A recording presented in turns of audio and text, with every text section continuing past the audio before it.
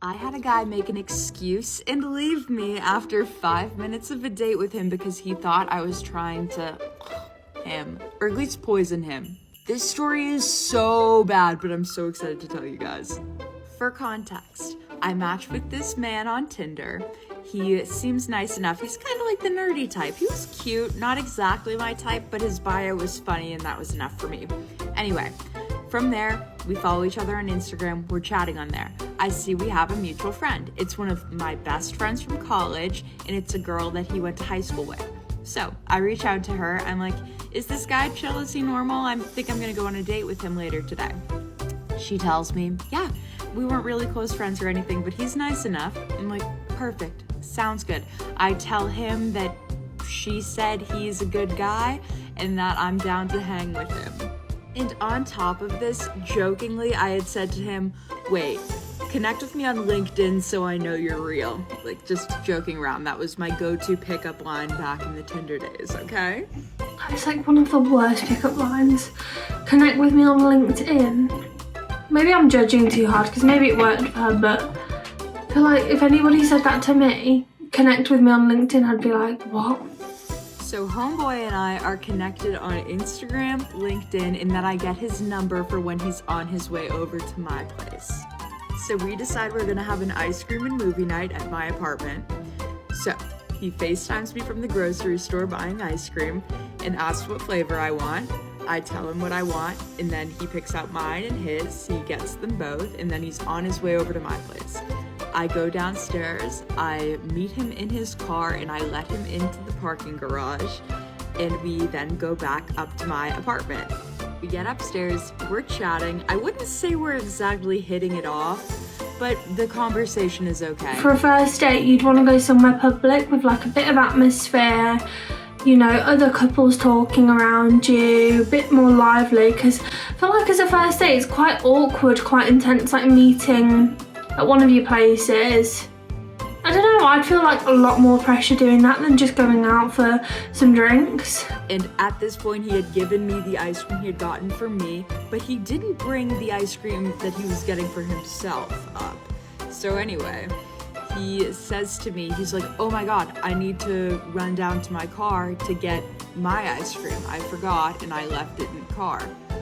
And I'm like, oh, okay, I'll run down with you. He's like, no, you can stay up here. At this point in time, I was living in a building that required fobs for everything. So to get out of the garage into the elevator section, you need a fob.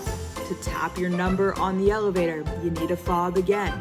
And then, of course, to get into my apartment, you need a fob again. So it wasn't like he could just go down and up in a chill way. That would do my head in. Imagine if you were like coming into your apartment building, you were desperate for like a wee or something, and you had to fob in to get through the door, fob in to get through the second door, fob in to get to the lift of the apartment. That would do my head in. So I said, okay, well, you have my number, so call me when you need me to fob you up, okay? And he's like, okay, perfect. I'm chilling in my apartment. 5 minutes pass. 10 minutes pass. And at around 15 minutes, I shoot him a text and I say, hey, are you okay? Green message. It's green. Homeboy has an iPhone. We FaceTimed earlier. I saw his phone. So on the off chance that it was him in the garage and my text wasn't going through because he didn't have signal, I check on Instagram. I type his name in on Instagram. Doesn't come up. I go to LinkedIn. Type in his name on LinkedIn. Doesn't come up. What could she have done that wrong that he went to get ice cream from his car and blocked her on everything? In my feelings at this point, I am laughing out loud with my roommate. I'm like, oh my God, this has never happened to me before. This boy fully ditched me. Like he left. He gone without a trace except the ice cream. He just left the ice cream. So I reach out to my college friend who knew the guy and I say, you're never gonna guess what happened. And she's like, oh, I already know. He reached out to me and said he saw needles and a vial of poison in your apartment and he was scared for his life, so he ran away. This is what I mean about having first dates at people's apartments. I don't know why she had needles and a vial of poison. That's very ominous, isn't it? But this is why you need to go out in public. So like these things, well, I guess this wouldn't happen to normal people because not many people have needles and vials of poison lying around, but just better to just do it outside, you know, like go for a walk, go to a coffee shop, go grab dinner, do drinks.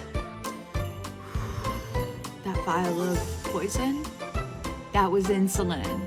The needles were for the insulin. My roommate had type 1 diabetes. It was not poison. Oh my god. I feel like I would have left, I'm not gonna lie. Because if I didn't understand, obviously, never seen... I mean, I have friends with diabetes, so I do get it, but if I didn't know what insulin looked like, didn't know what the needles looked like, I would have probably left because I would have myself and been terrified. But I wouldn't have called it a vial of poison. And for you to think that you would be poisoned by someone who knows someone who reached out to someone who's FaceTimed with you, connected with LinkedIn, honey bunch. If I was a criminal, I wouldn't be that stupid. Oh my god. But also, I do sympathize with feeling like you're in danger, so I'm sorry that you felt like you were in danger. So that's the whole story.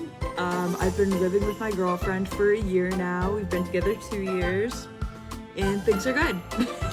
I do get why he was like precautious. I do understand, to be honest.